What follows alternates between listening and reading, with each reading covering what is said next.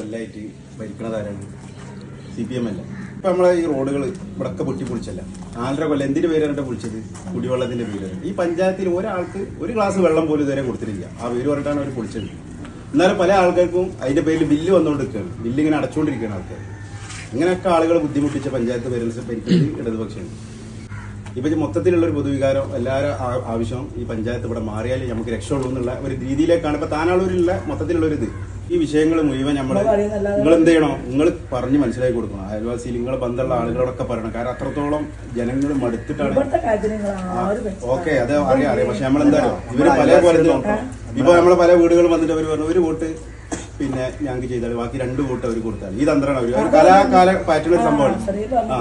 അപ്പൊ ആ വിഷയം അത് നമ്മുടെ ഇടയിൽ ഒരു ഇതുണ്ടാക്കാൻ ആശയക്കുഴപ്പം ഉണ്ടാക്കാനും കൺഫ്യൂഷൻ ഉണ്ടാക്കാനും വേണ്ടിയിട്ടാണ് അവർ ചെയ്യുന്നത്. പിന്നെ നമുക്കറിയാം ഇപ്പൊ കേരള ആരാ ഭരിക്കുന്നത്? പിണറായി വിജയൻ. എത്ര കൊല്ലമായി ഭരിക്കുന്നത്? 9 കൊല്ലം. എന്താ അവസ്ഥ?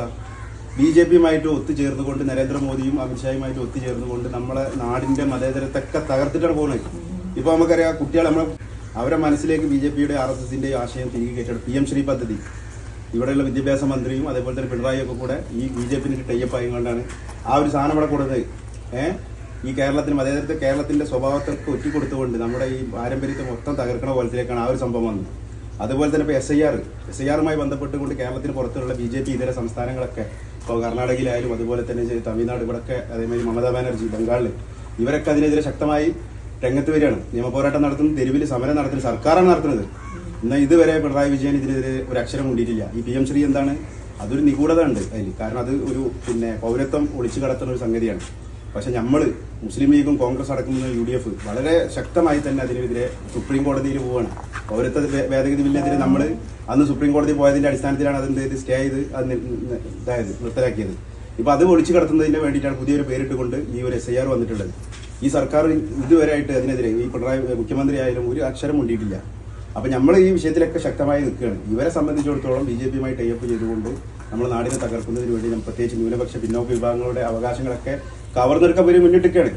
CH മുഹമ്മദ് കോയ വിദ്യാഭ്യാസ മന്ത്രി ആയിരുന്ന സമയത്ത് നമ്മുടെ കേരളത്തിലെ ന്യൂനപക്ഷങ്ങൾ കൊടുത്തിരുന്ന സ്കോളർഷിപ്പ് എത്രയോ വർഷങ്ങളായി കൊടുത്തിരുന്നതാണ്. ഇപ്പൊ 8 വർഷമായി പിണറായി വന്നതിന് ശേഷം ആ സ്കോളർഷിപ്പ് കൊടുക്കുന്നില്ല. ഇങ്ങനെ നമ്മുടെ എല്ലാ സംഗതികളും നിർത്തലാക്കിക്കൊണ്ട് വലിയ എന്താ പറയാ ന്യൂനപക്ഷ വിരുദ്ധതയും അതുപോലെ തന്നെ മറ്റു പിന്നോക്ക വിഭാഗങ്ങളൊക്കെ വേട്ടയാടിക്കൊണ്ടിരിക്കുകയാണ് 2 സർക്കാരുകൾ ഒരുമിച്ച് ചെയ്യേണ്ടത്.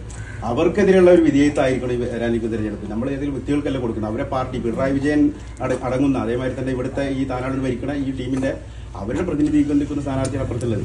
അപ്പൊ അതുകൊണ്ട് അവർക്ക് കൊടുക്കുന്ന വോട്ട് ഈ ഭരണത്തിന് ഈ നെറികെട്ട ഭരണം. അപ്പൊ നമുക്കറിയാം പെർമിറ്റ് ഫീസ് പിന്നെ അതേപോലെ തന്നെ മറ്റുള്ള എല്ലാ മേഖലയിലും വലിയ വർധന നികുതി കൊള്ളയാണ് നടത്തുന്നത്. ജനങ്ങളെ കയ്യിൽ ക്യാഷില്ല. ജനങ്ങൾ വലിയ രീതിയിൽ പ്രയാസം അനുഭവിക്കുകയാണ്.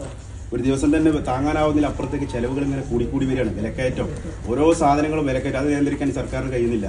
ഇപ്പോൾ ഒരു വീടിന് പെർമിറ്റ് ഫീസ് മുമ്പ് UDF ഉണ്ടായിരുന്ന സമയത്ത് ഒരു 1000 സ്ക്വയർ ഫീറ്റ് വീട് ഉണ്ടാക്കണമെങ്കിൽ വെറും 1000 രൂപയ്ക്ക് താഴെ ഉണ്ടായിരുന്നതാണ്. ഇന്ന് അത് 12,000 15,000 ഒക്കെ ആയി വർദ്ധിപ്പിച്ചുകൊണ്ട് ഇങ്ങനെ എല്ലാ മേഖലയിലും വലിയ വർധനമാണ് നടത്തുന്നത്. ഭൂമിയുടെ രജിസ്ട്രേഷൻ ഫീസ് ഇങ്ങനെയുള്ള ആ മേഖലയിലും വിധി വർദ്ധിപ്പിച്ച് വിലക്കയറ്റവും അതുപോലെ മറ്റുള്ള എല്ലാ മേഖലയും ജനങ്ങളെ കൊല്ലാണ്.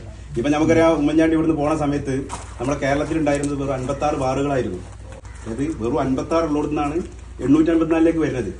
അതേപോലെ തന്നെ നമുക്കറിയാം ലഹരി വ്യാപനം. നമ്മളെ ഉമ്മമാരൊക്കെ വലിയ പ്രയാസത്തിലാണ്. കാരണം വലിയ അതിനെ നിയന്ത്രിക്കാൻ സർക്കാർ മുന്നിട്ട് വരുന്നില്ല. സർക്കാർ ഇതിനൊക്കെ പ്രോത്സാഹിപ്പിക്കണ അതിനൊക്കെ ഇതാക്കുന്ന ഒരു കോളേജിലേക്കാണ് പോകുന്നത്. നമ്മളിത് ശരിക്കും പറഞ്ഞ് മനസ്സിലാക്കി കൊടുക്കണം.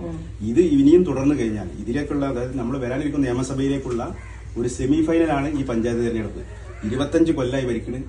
ഒരു കാര്യം ഇവിടെ ഇല്ല. ഇവിടെ അഴിമതിയാണ് മൊത്തം. അവരെന്തെങ്കിലും കൊണ്ടുവന്നിട്ടുണ്ടെങ്കിൽ അതിലൊക്കെ അഴിമതി മാത്രമേ ഉള്ളൂ. ഒന്നിലും യാതൊരു തരത്തിലുള്ള ഗുണങ്ങൾ ഇവിടെ കിട്ടിയിട്ടില്ല.